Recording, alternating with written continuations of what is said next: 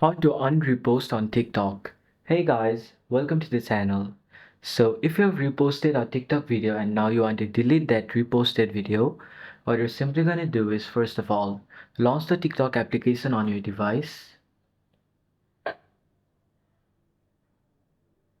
Now, if you want to repost any video, what you're gonna do is first go to the share icon which is over here. Then click on the repost over here.